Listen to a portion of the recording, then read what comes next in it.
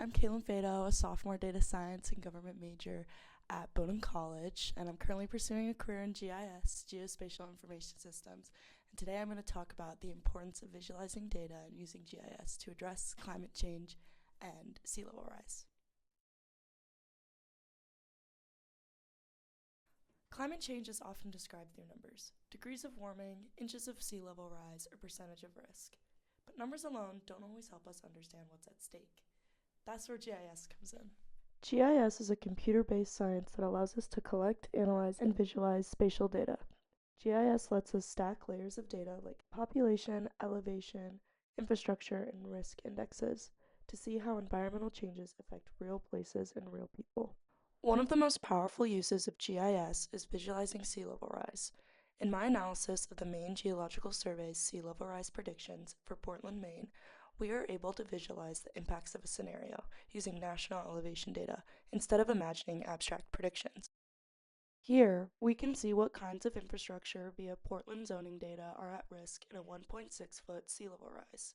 The low to intermediate scenario, Maine's climate plan, has recommended the state to commit to manage by 2050. For the state to productively manage the impacts of sea level rise, they must be able to accurately predict what infrastructure will be inundated and the severity of potential flooding on different groups. Here I've highlighted what areas will be flooded above 25% and which zoning groups are at the greatest risk.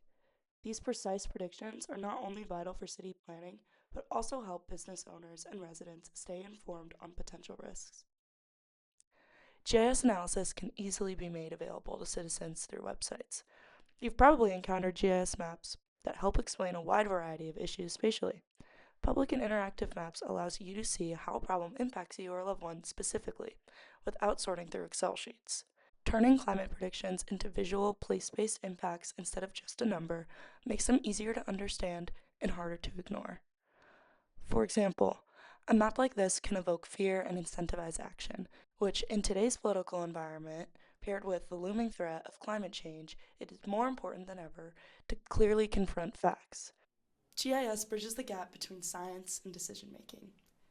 It transforms data into visuals that inform policy, promote equity, and guide long-term resilience. Ultimately, GIS doesn't just show us where the sea levels are rising or where temperatures are increasing. It helps us decide how to respond. Thank you.